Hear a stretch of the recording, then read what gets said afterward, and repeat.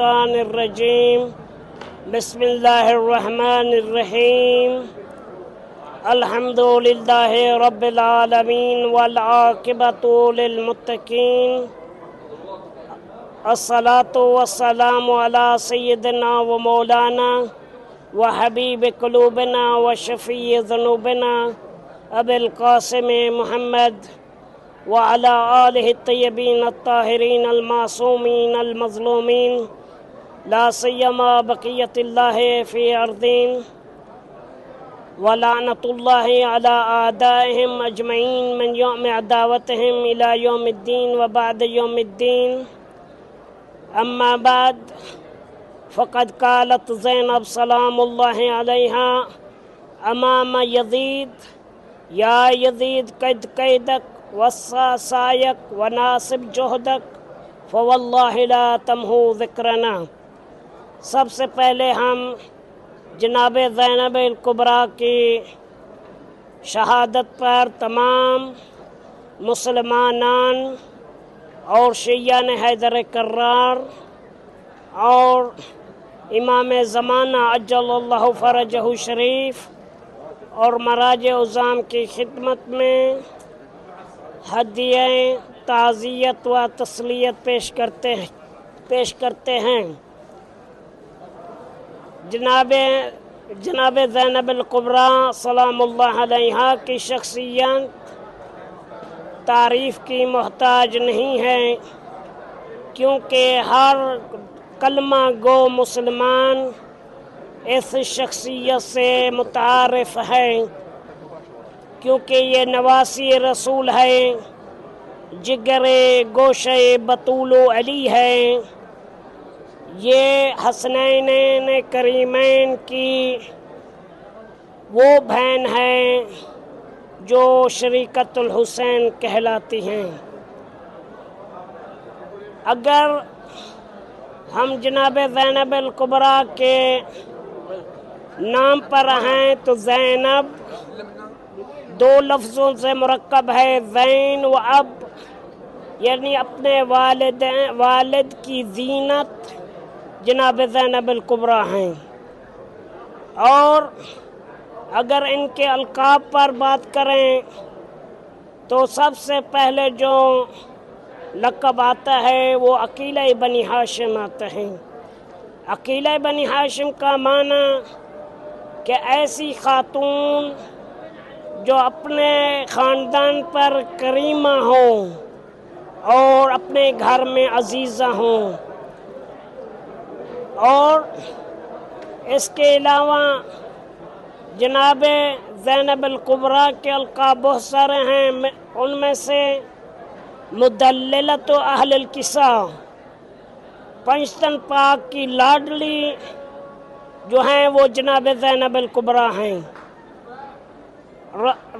جو نانے کی نواسی ہوتی ہے، نانے کو نواسی بہت پیاری ہوتی ہیں، ماں کو اپنی بیٹی بہت پیاری ہوتی ہے، اپنے والد کو بیٹیاں بہت پیاری ہوتی ہیں، اور اپنے بھائیوں کو اپنی بہن بہت پیاری ہوتی ہیں۔ تو پنجتن پاک تک پہنچنا ہے تو پنجتن باب اہل الکساء یہ باب ہے، باب زینب سلام اللہ علیہ، کہ اگر ان تک پہنچنا ہے تو اس شخصیت کی معرفت لازمی ہے۔ اور دوسرا لقب، تیسرا لقب جو ہے وہ ام المصائب ہیں۔ یہ وہ مصائب ہیں جو آج تک شیعہ حیدر کرار کو پوری دنیا میں جو ہے چین سے نہیں رہنے دیا، جو ہمیشہ شیعوں کو رلاتا ہے۔ شیعہ جو ہے زمین پر بیٹھ کر جو ہے روتے ہیں اسی نام کی وجہ سے۔ دنیا 1000 روپے خرچ کرتی ہے اپنی خوشیوں کے لیے، لیکن شیعہ حیدر کرار خرچ کرتے ہیں رونے کے لیے۔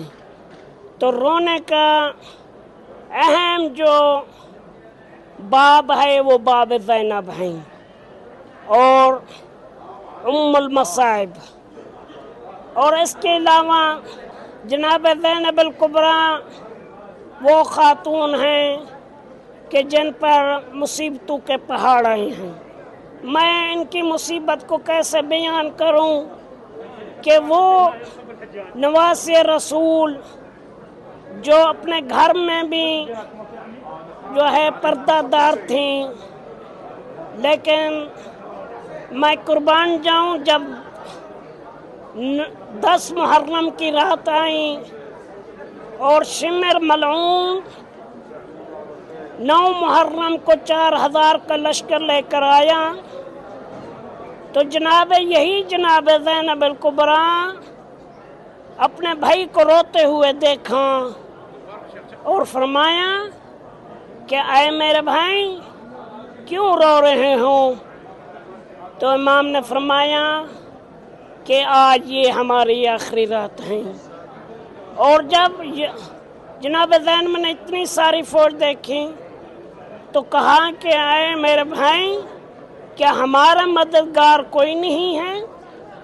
कहा जितने मददगार थे हम सब बुला लिए हैं।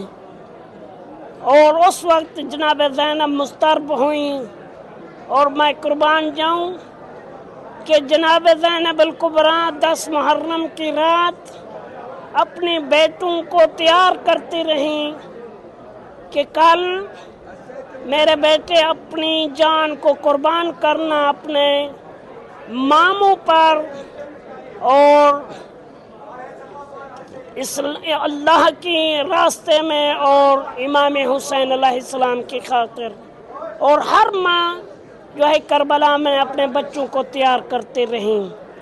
और जब सुबह हुई तो सबसे पहले जिसने बेटे पेश किए वो जनाब ज़ैनब अल-कुबरा थी। और मोहम्मद इमाम हुसैन अलैहिस्सलाम अल्लाह की राह में ने खर्च कर दिए, कुर्बान कर दिए।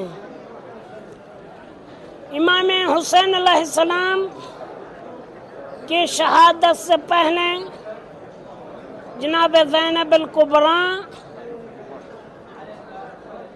वो तमाम जंग देख रही थीं। और जब इमाम हुसैन अलैहिस्सलाम का आखिरी वक्त आया तो उस वक्त आवाज़ दी अस्सलामु अलैकी या ज़ैनब व या उम्मे कुलसूम या फ़िज़्ज़तु अलैकुम मिन्नी सलाम। तो उस वक्त जो है जनाब ज़ैनब अल-कुबरा टीला ज़ैनबिया पर आईं और हज़ारों की तादाद में इमाम हुसैन अलैहिस्सलाम पर जो हजूम किया। तो उस वक्त जनाब ज़ैनब ने फरमाया कि मेरा भाई ज़ख्मी है, मेरा भाई आज पूरा दिन भाइयों की बेटों की लाशें उठाता रहा है अपने असहाब की, मेरा भाई थका हुआ है, ये न मारो, थोड़ी देर के बाद खुद ही मर जाएगा।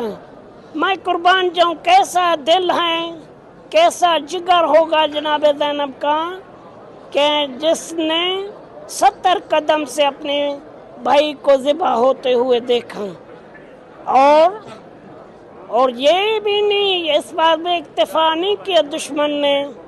वो शाम गरीबा आई कि दुश्मन जो हैं अहले बैत के खैमों को घेराव किया और लूटना शुरू किया और बल्कि अहले बैत के खैमों को जला दिया गया। जो इमाम ज़ैनुल आबिदीन को बचाने की खातिर आग में कूदी वो जनाब ज़ैनब अल-कुबरा हैं। आपके अलकाब में से आबदा हैं, और आबदा कैसे ना हो कि जो जनाब फातिमा ज़हरा अली और बतूल की बेटी हैं। और जब इमाम हुसैन अलैहिस्सलाम आखिरी लहज़ात में थे, आखिरी अलविदा करते हुए अपनी बहन को फरमाया क्या है मेरी बहन, मुझे नमाज तहज्जुद में ना भूलना। और जनाब ज़ैनब अल-कुबरा ने उन बाज़ारों में, उन दरबारों में नमाज पढ़ी है कि जहाँ पर बैठ कर पढ़ती थीं और जहाँ पढ़ने का मकाम नहीं था। जनाब ज़ैनब अल-कुबरा के अलक़ाब में से जो हैं साबिरा हैं और जबल सब्र हैं कि जनाब ज़ैनब पर इतने मसाइब हैं कि इंसान तसव्वुर भी नहीं कर सकता, लेकिन जनाब ज़ैनब ने उनका पहाड़ के सब्र के साथ उनका मुकाबला किया और इसी वजह से आपका लक़ब जबल सब्र पड़ा। और करबला की शेर दिल खातून बतलतुल करबला जो है जनाब ज़ैनब अल-कुबरा हैं। जनाब ज़ैनब सलामुल्लाह अलैहा जब उनके वालिदैन और नाना जिंदा थे तो लाड और प्यार से ज़िंदगी गुजारी, लेकिन जब इमाम हुसैन अलैहिस्सलाम करबला की तरफ जाने लगे तो अपनी जनाब बहन जनाब ज़ैनब अल-कुबरा अपनी बहन को साथ लेकर चले और जनाब हनफिया आगे बढ़कर कहा कि ऐ मेरे बिरादर हुसैन, अगर तू करबला जाना चाहता है इस वीरान सहरा में तो तू चला जा, अपने भाइयों बेटों को साथ ले जा, लेकिन अपनी मुखद्दरात को साथ न ले जा। ज़ैनब अल-कुबरा जो है सहरा में जो है सहरा में न ले जा।